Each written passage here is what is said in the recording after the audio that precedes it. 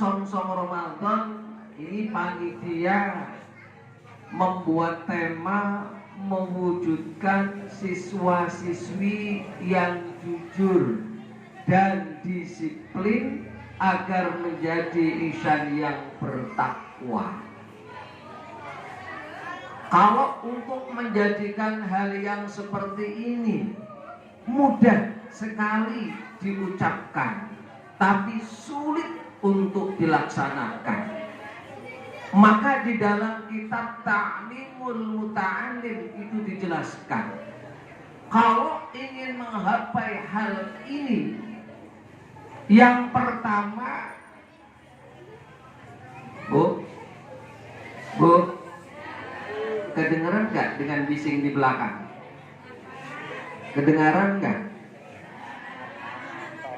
Maka kalau ingin menjadikan hal yang seperti tertera di banner ini, di tema ini, seyogyanya kita bisa memahami di dalam kitab Ta'limul Muta'allim bahwasanya orang mencari ilmu itu didasari yang pertama harus dengan sungguh-sungguh. Tanpa kesungguhan dalam hal apapun, maka tidak akan bisa untuk meraih keberhasilan yang gemilang. Tapi dengan kesungguhan kita belajar, dengan kesungguhan kita mengaji, maka insya Allah akan bisa mencapai cita-cita yang ada pada diri kita masing-masing. Maka mari anak-anak MTS yang ada di Madrasah Al-Hidayah ini niati yang pertama sekolah itu dengan sungguh-sungguh. Karena barang siapa yang bersungguh-sungguh pasti akan membawakan keberhasilan. Allahumma amin ya rabbal. Yang kedua, di dalam kitab Ta'limul Muta'allim, syarat menjadikan anak yang sukses dan berhasil, yang kedua harus istiqomah. Intinya harus rutin, harus berangkat terus. Jangan berbagai macam alasan sehingga mereka tidak sekolah, sehingga mereka tidak belajar. Padahal hal yang kayak saya sampaikan tadi itu merupakan hal yang penting bagi siswa-siswi untuk bisa mencapai keberhasilan yang maksimal. Allahumma amin ya rabbal alamin. Song-song Ramadan nanti belakangan. Ini pokok utama dulu kita niati bagaimana supaya ngaji sekolah kita berhasil. Lalu syarat yang ketiga adalah mau bertanya. Jangan selalu diam pasrah dengan kenyataan. Mau nyambung syukur, mau bisa syukur, tidak bisa pun tidak apa-apa, jangan. Maka tadi disampaikan oleh beliau, Bapak Pengawas Pendidikan di MTS Al-Hidayah ini, yang tadinya dilihat kayaknya nggak ada yang muncul seperti kita lihat tadi, ternyata luar biasa. Tapi kalau kita sekolah kok malas untuk bertanya, malas untuk minta penjelasan kepada guru-gurunya, maka ini nanti akan mendatangkan sesuatu hal yang merugikan kalian semua. Lalu syarat yang keempat apa? Mau mengamalkan ilmu yang sudah dimiliki. Mau memanfaatkan ilmu yang sudah didapat. Jadi seperti yang menampilkan tadi, bagi yang qori, yang sholawat, yang melaksanakan tadi, sembah tadi, itu terus dimanfaatkan. Karena itu perjuangan, suatu ilmu yang sangat luar biasa. Intinya jangan pernah disia-siakan. Yang kelima apa syaratnya? Supaya kita bisa mencapai keberhasilan yang maksimal, yang lama waktunya. Jangan gampang putus asa, jangan gampang menyerah, jangan gampang berhenti di tengah jalan. Kalaupun Kalaupun kita belum selesai belajar di sini, teruskan sampai selesai sehingga ilmu guru yang ada di MTS Al-Hidayah ini bisa semuanya terbawa untuk berpindah di jenjang kemudian. Allahumma amin ya rabbal alamin. Syarat yang nomor 6. Syarat yang nomor 6 di dalam taklimul muta'alim adalah harus mau berkorban. Kalau bahasa Jawanya ojo eman karo duwite. Ndak boleh bakhil, ndak boleh pelit, karena segala sesuatu kegiatan itu pasti membutuhkan yang namanya dana. Tanpa dana tidak akan bisa berjalan dengan maksimal. Seperti acara sekarang ini, Bapak Ibu guru Al-Hidayah mengadakan kegiatan song-song Ramadan, yakin ini pakai dana. Pasang tarot juga pakai. Kalau salonnya katanya ini memang dari kreatifnya siswa-siswi yang ada di MTS Al-Hidayah. Tapi paling tidak kue yang di depan kita ini pasti juga pakai dana. Dan semuanya itu harus memakan dana. Maka kalau kita bakhil, kita pelit, tidak mau untuk membantu, tidak mau untuk mengeluarkan uang, tidak akan bisa berjalan dengan maksimal. Maka itu sudah merupakan syarat yang harus dilaksanakan oleh kita semua, sehingga apa yang kita cita-citakan akan bisa membawa keberhasilan yang gemilang. Allahumma amin ya rabbal.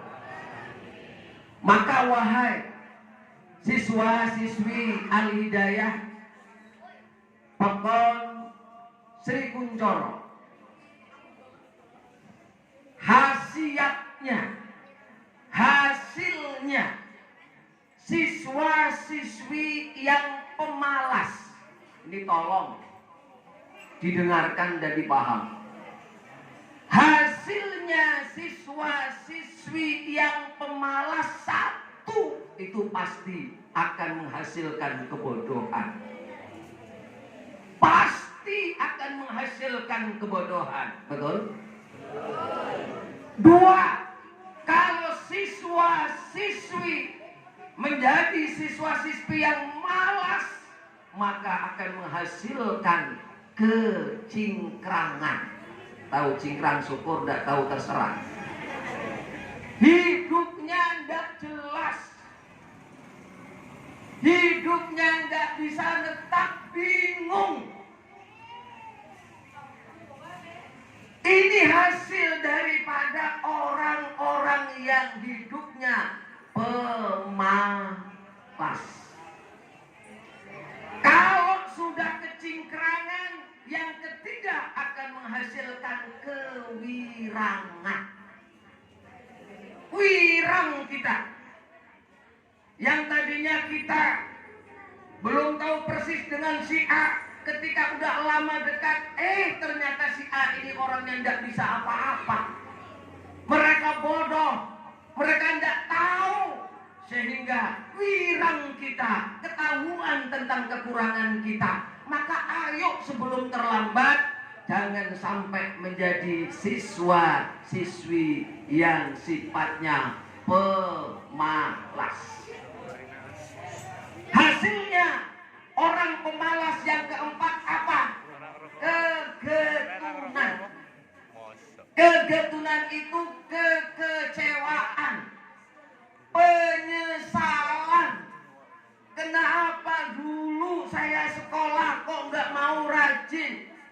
Kenapa dulu saya sekolah kok nggak mau mengikuti apa yang disampaikan guruku? Dulu saya selalu melawan. Dulu saya selalu mengabaikan.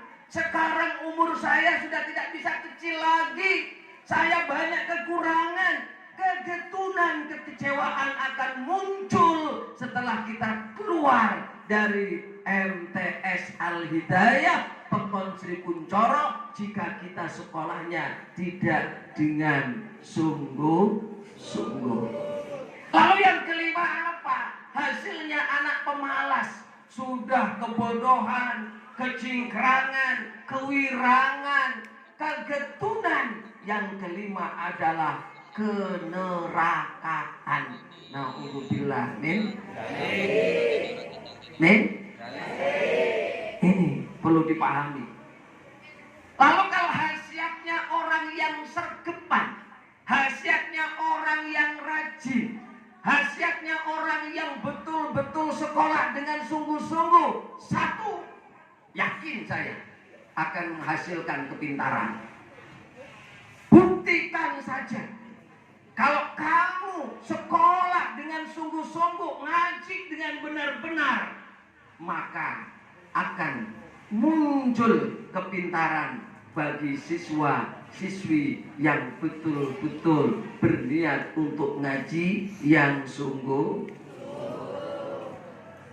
Lah kalau kita sudah menjadi anak yang pintar karena sungguh-sungguh, dua, akan mendapat kederajatan.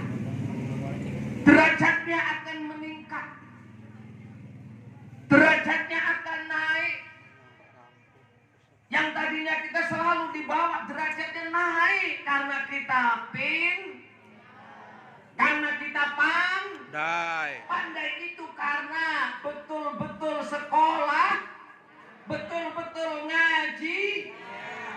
Kalau sudah kederajatan, yang ketiga apa? Kenikmatan. Itu muncul.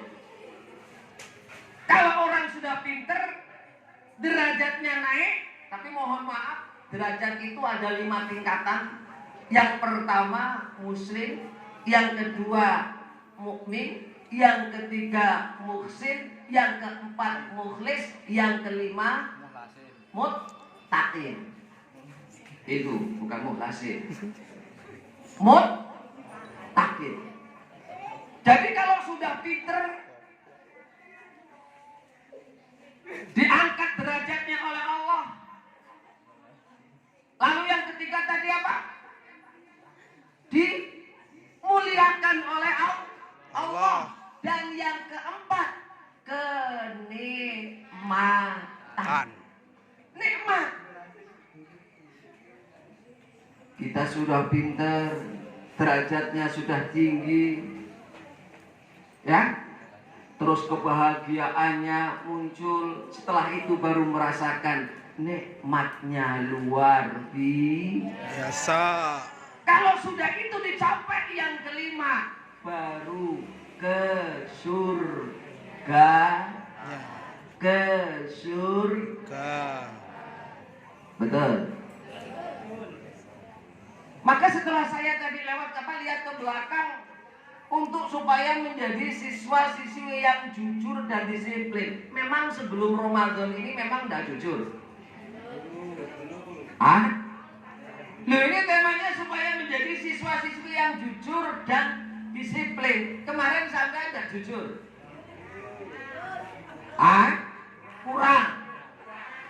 Kurang. Maka ayo, dengan datangnya bulan Ramadan, saya hanya pesan 2 aja, karena kalau kelamaan yakin panasnya luar biasa. Ini aja udah mulai kerasa saya. Tidak perlu lama-lama, yang penting singkat, padat, manfaat. Satu, untuk menyambut datangnya bulan Ramadan, yang pertama, tingkatkan hablum minallahnya. Tingkatkan kedekatannya sama Allah Subhanahu wa Ta'ala. Yang tadinya suka nyuri, berhenti nyuri. Setuju? Setuju.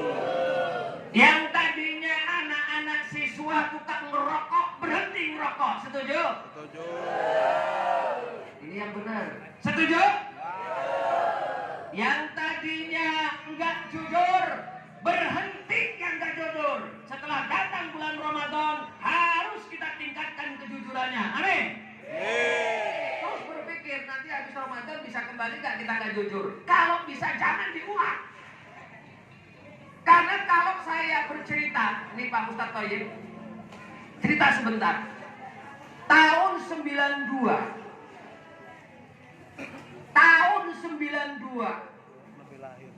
saya, halo, halo, Hai. yakin sudah kepanasan? Alhamdulillah. Apakah tahu ada yang di bawah itu? Gampang, tetap kebahagiaan. Amin. Tahun 92, Bu, saya di pesantren, saya diuji oleh masyayikh saya, guru-guru saya. Kenapa? Kok santri sekian banyaknya, kok semua dagangan diserahkan ke saya? Nih, dengerin, wahai siswa-siswi. Siswa-siswi, dengerin.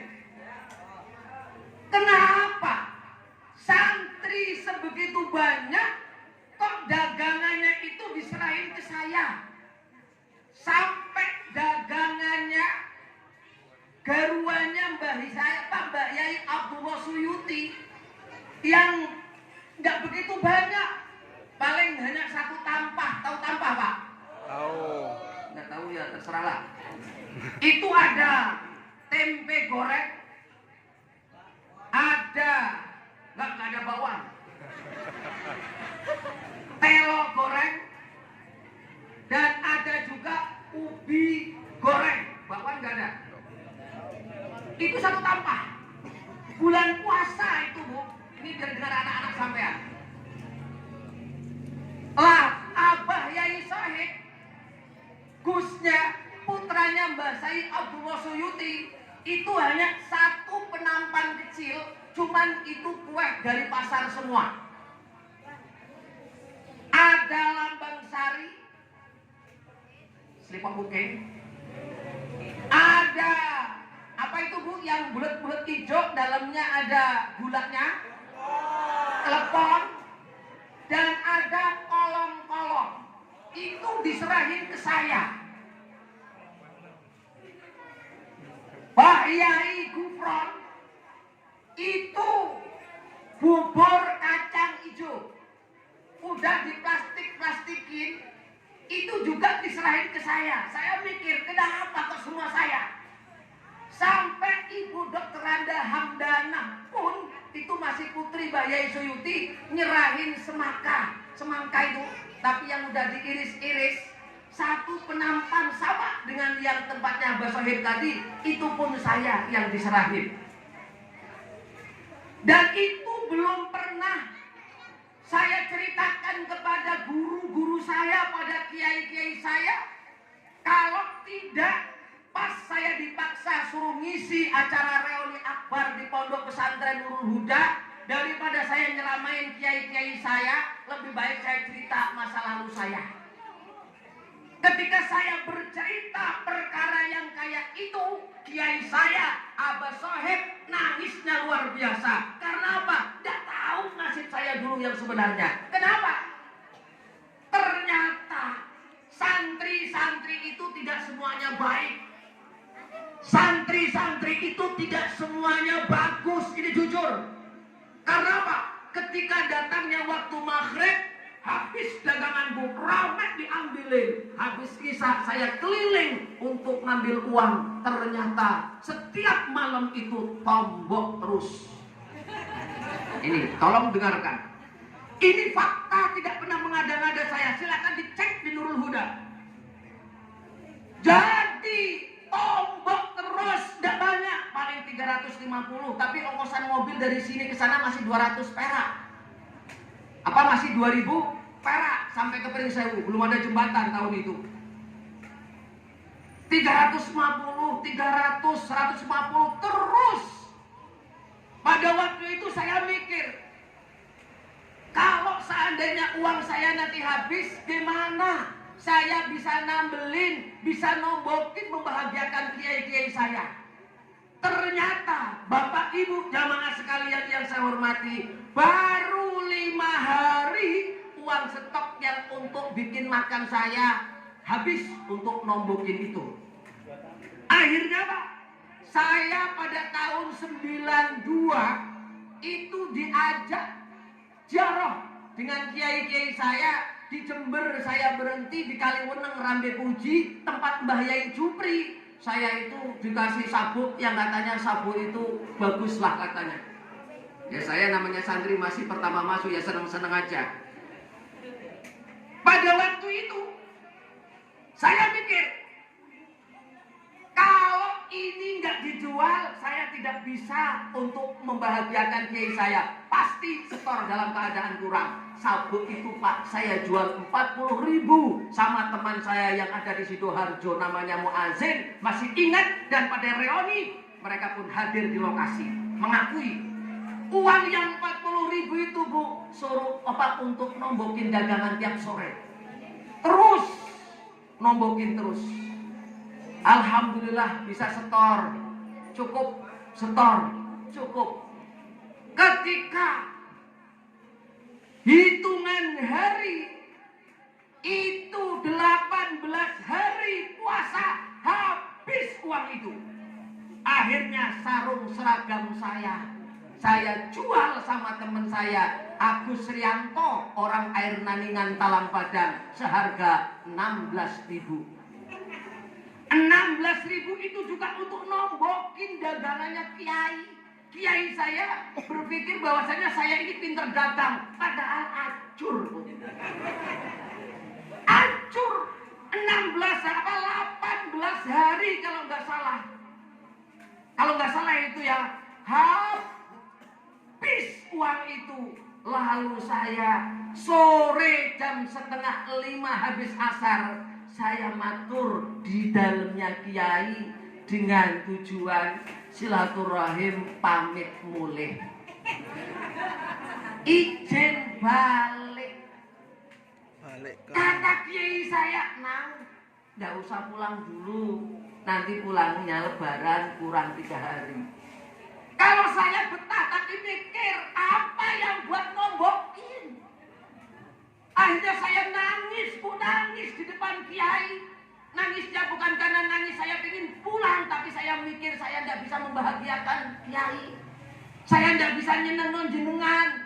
Aku raiso nolong jenengan. Sabukku tak dol. Sarungku tak dol. Ora ono meneh. Tapi akhirnya Bu, diperbolehkan pulang. Saya pinjam uang 2.000 sama Mas Mulisin yang dulu rumahnya di Tanjung Anom, yang sekarang jadi cucunya Mbah Yai Suyuti. Pinjam 2.000 untuk ongkos pulang ke rumah. Itu tadinya nggak pernah tahu kiai saya diem. Giliran saya disuruh ngisi reuni akbar di pondok pesantren, terpaksa saya bilang, karena apa? Tidak mungkin saya mau nyeramain agama sama kiai-kiai saya. Mending saya cerita masalah tombok-tombok dulu. Setelah saya ceritakan itu, turun dari panggung Kiai Sohib As-Sayuti nangis memeluk saya. Jadi itu nak yang sampean lakukan dulu. Saya sampai ikut nangis. Iya, itu yang saya lakukan bahasa dalam hati. Tapi Bapak Ibu hadirin sekalian yang saya hormati, siswa-siswi Al-Hidayah, setelah uang yang hanya 56.000, 40 sabuk, 16 sarung itu saya berikan kepada kiai-kiai saya. Dengan ikhlas dan tulus, tidak berpikir apa-apa, hanya ingin membahagiakan kiai saya. Nyampe di rumah sekarang ini, uang yang sebesar itu udah diganti oleh Allah dengan nilai yang luar biasa. Kalau saya tahu mau seperti ini, celana saya pun saya jual pada waktu itu. Ini. Cuman saya dulu tidak ngerti. Saya ada berpikir seperti itu. Mikirnya cuman saya nyenengin kiai. Saya setor gak dimalu-maluin. Saya setor pinter. Cuman itu aja. Gak taunya diganti oleh Allah Subhanahu wa Ta'ala. Maka sampean mumpung durung keluar dari Al-Hidayah, bantu guru-guru sampean. Tolong guru-guru sampean. Jangan sampai pelit dengan guru-guru sampean. Saya loh cuma 56.000 dibalikkan oleh Allah. Jauh lebih banyak yang tak terkira. Gak bisa ngitung saya kalau nominal itu. Saya tidak sombong Pak, cuman saya hanya berpikir orang yang mau berbuat baik dengan guru, orang yang mau memuliakan guru pasti akan dimuliakan oleh Allah Subhanahu wa ta'ala. Saya tidak sombong. Saya dengan istri saya bisa daftar haji. Itu uang dari mana? Saya tidak pernah kerja kemana-mana. Saya bisa beli mobil dari mana? Itu dari Allah Subhanahu wa ta'ala. Ini saya sampaikan tidak sombong, tapi membuktikan kalau Allah bisa mengganti uang yang digunakan untuk memuliakan kiai. Allahumma amin. Ini Bapak Ibu hadirin sekalian yang saya hormati. Maka wahai siswa-siswi Al-Hidayah Pekon Sri Kuncoro, kalau bisa kalian semua lebih, jangan cuma 56. Kalau bisa ditambah dari itu, tapi dengan keikhlasan dan ketulusan sampean untuk membahagiakan guru, maka insya Allah keikhlasan itu akan membawa keberuntungan yang maksimal, akan membawa keberhasilan yang gemilang di hari kemudian sampean. Maka jangan pernah pelit, malah lebih-lebih bohong dengan gurunya. Inilah santri yang akan kecewa di kemudian hari. Paham? Paham? Bu? Ya, Bu. Bu? Ya, Sedih enggak cerita kayak gitu? sedih. Sedih enggak? Sedih. Apakah hanya itu aja? Tidak, Bu. Ini supaya putra-putri sampean dengar. Hampir, karena saya katakan hampir, cuma 3 hari, tapi sorenya udah ketemu. Hampir 4 hari saya nyantri, tidak ketemu nasi normal. Masya Allah. Karena kirimannya belum ada HP, mau ngirim surat lewat siapa, uangnya sudah habis, kerja bangunan di pondok pesantren materialnya pada waktu itu masih tidak ada, sehingga berhenti kerja. Saya tidak bisa makan kalau tidak ikut bantu bangunan di belakang. Kalau dibantu membantu bangunan di belakang bisa saya makan walaupun dengan gedung. Gedung gininya aja beda. Nggak seperti gedung-gedung sekarang. Sengaja memang, jadi masih prongkol-prongkol itu Pak. Jadi nggak halus. Nanti makan siang pakai sayur. Apa itu kalau orang Jawa sayur, bahasa Inggrisnya tewel. Iya, ngirisnya itu Bu, besar-besar kayak kipas angin itu. Besar-besar, memang sengaja itu. Bumbunya Bu, bumbunya itu rangalor ranigol. Ya, Temennya sayur itu cuman sambal 1 layah, tidak habis dimakan ratusan anak. Karena apa? Sambelnya itu garam kok Bu. Uyah kok. Saya kira orang itu saya udah bisa nyambel. Nggak tahunya ilmunya kiai, memang kudu ngirit. Jadi sedih Bu. Setiap pagi saya hanya nunggu teman saya masak. Nunggu Pak Toyek, mungkin jenengan ya hampir mirip-mirip Pak, kita santri kaya ngono. Nunggu teman saya masak, kalau udah selesai masak dia ngambil nasi, saya baru ngomong, Mas, dalam itu keronnya mau dibawa apa enggak? Keron itu apa? Kerak. Kalau seandainya sampean mau, ya monggo. Bener Mas, bener, ikhlas. Ya udah Mas, buat saya aja. Akhirnya apa? Saya kasih air dari sumur Bu. Saya angetin lagi, saya kasih garam. Makan aja nanti jam 10. Saya nggak berani makan pagi, takut kalau siangnya nanti nggak ketemu. 3 hari makan intip keronnya teman-teman saya. Ya orang mati loh Bu. Tapi kenapa kayak gitu kok saya kerasan? Kayak gitu kok saya betah? Yang heran sekarang